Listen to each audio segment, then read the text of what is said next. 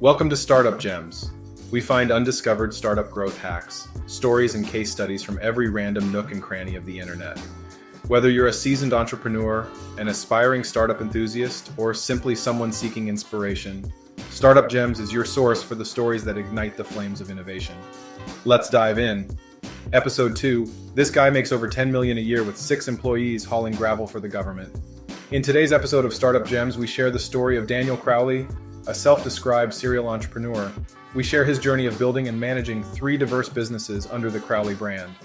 We introduce Crowley Holdings, a government contracting company specializing in sand, gravel, and civil projects, inspired by a movie and a desire to supply government contracts.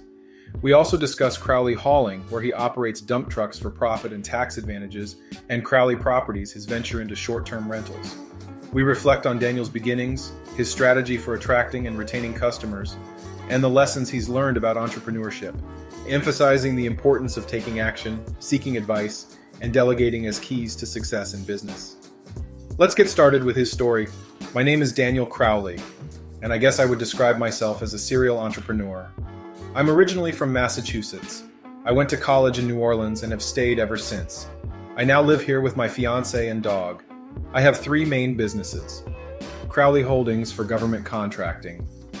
Crowley Hauling, where I own and operate 6 dump trucks. Crowley Properties, where I co-own and operate 24 short-term rental properties. I couldn't think of a good brand name, so I just went with my last name, Crowley. I spend the majority of my time with Crowley Holdings, which I started in 2017. We do $10 to $15 million in annual revenue. It's a government contracting business. We supply sand and gravel as well as perform civil projects for the government. I got the idea from the movie War Dogs and thought, man, I can do that. But I didn't want to supply arms and munitions. So we started with sand and gravel, and eventually we won a contract and built the business up from there.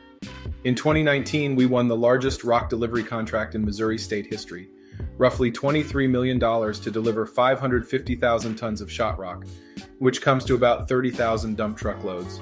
We had 100 or so dump trucks running all day, every day for about 6 months to repair 3 levee breaches. My backstory and how I came up with these ideas. For Crowley Holdings, the idea started after listening to this podcast on NPR, probably when it aired back in 2015. It was the story of 2 20-somethings who ended up winning a ton of federal contracts. The story eventually became the movie War Dogs in 2016. One part of the story stuck out to me specifically. One of the first contracts they won was supplying 50,000 gallons of propane, just by playing middleman and brokering the contract. They famously went on to win tens and ultimately hundreds of millions of dollars in contracts. They also did some illegal things that wound up getting them both in trouble with the law. I wasn't drawn to the arms and munitions aspect or, of course, doing anything illegal, but I remember thinking I could do what they are doing. Why can't I supply propane to the Air Force? Eventually, I started poking around the sam.gov website, which is where the government posts requests for quotes. Anything you can think of is on this website. RFQs for 100,000 rolls of toilet paper, 5,000 cardboard boxes, 20,000 slices of American cheese, bazookas, tanks, gravel, everything. I submitted bids for a number of random items from cardboard boxes to leather jackets for the Air Force, before zeroing in on gravel. Eventually, we won our first contract. Since then, we've grown to bring in roughly $10 to $15 million a year in revenue with a team of 6. For Crowley Hauling, a lot of what we do involves dump trucks, so I had a good sense of how things worked. Founding the company felt like a natural way to diversify. Over time, we've slowly built up to 6 dump trucks. I suspect we will get to more than 10 over the next year or so. If you're smart about how you finance them, trucks like these can be used to offset taxes on other income. More on that to come. How I built the first versions of my products. For Crowley Holdings, the initial goal was to get our first sale. To start, I randomly submitted bids for government RFQs. I think I first submitted a contract for 10,000 cardboard boxes, and then a contract for 500 leather jackets for the Air Force. I basically called around to get prices for whatever product the RFQ called for, then marked it up and submitted it to the government. Eventually, I zeroed in on aggregate. I submitted a bid for a contract for roughly 700 tons of limestone for an Air Force base in Belchasse, Louisiana. We didn't win that one, but we started submitting more and more aggregate bids. Eventually, we won our first one in 2017. That's when I had my oh shit moment. I realized I actually had to deliver 2,500 tons of graded aggregate base for the U.S. National Park Service in the Carolina Sandhills. I thought, damn, do I need to fly out there? What if something goes wrong? Should I be on site to manage the deliveries? These were just a few of the immediate thoughts that came to my mind. The project went smoothly and a business was born. Since then, we've slowly built up to 7 employees. Our next venture is trying to break into heavy civil construction work. We will do work for the U.S. Army Corps of Engineers to rebuild levees and other earthwork, definitely moving up to the big leagues.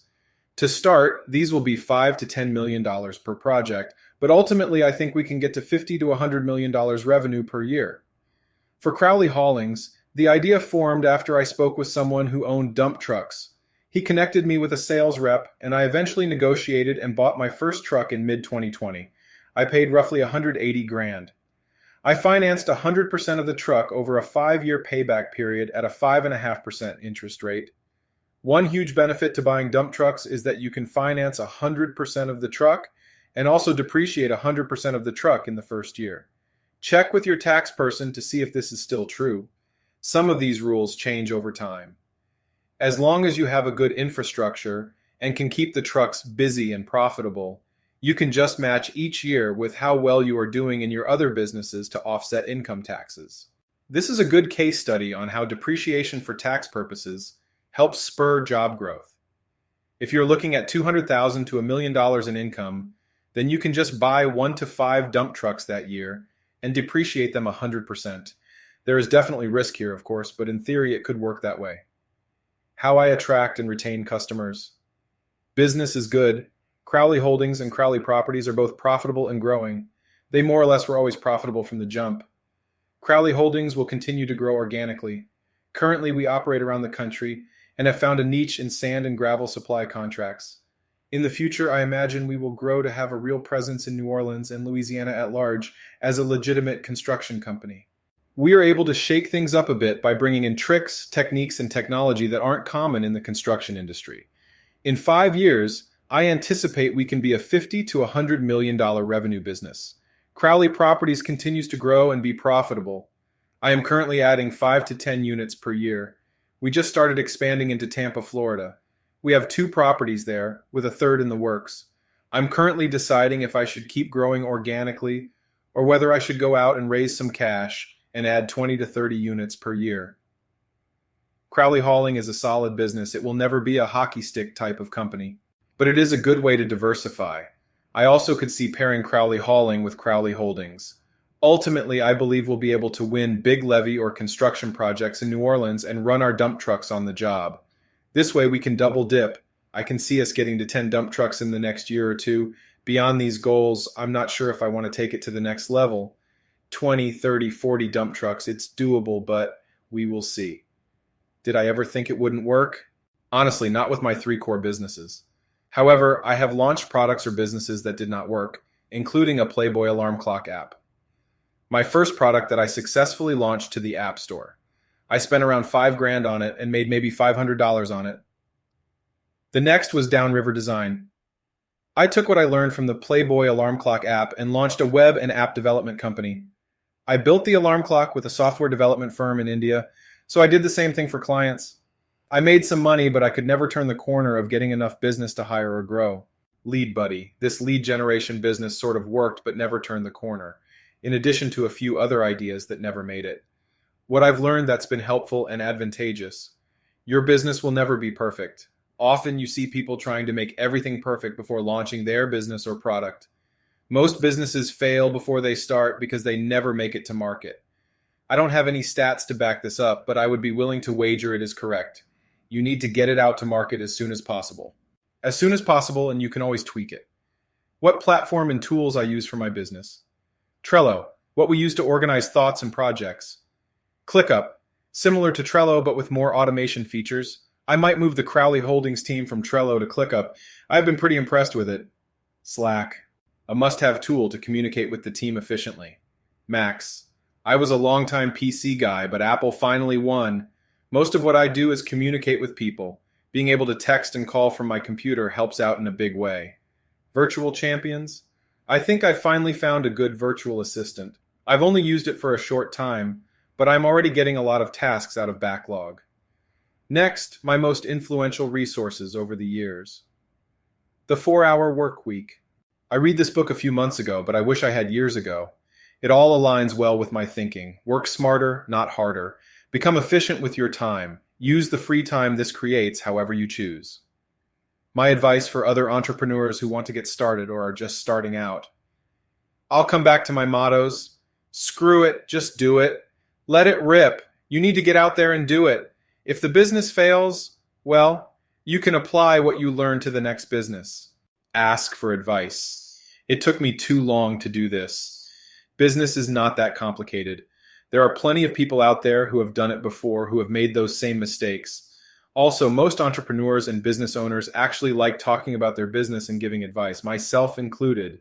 So never be afraid to network and ask questions. You don't need to work as hard as people like Gary Vee say. You don't need to grind 20 hours a day for your business to work. Yes, it might take longer for it to be successful if you don't, but that doesn't mean it's going to fail. Lastly, delegate. You need to delegate to grow. Your business will never scale if you can't learn to do this. Thanks for joining us on this journey through the world of startups and innovation.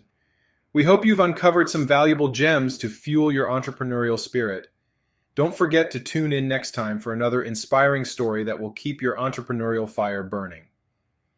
Until then, keep exploring, keep innovating, and keep shining bright with Startup Gems.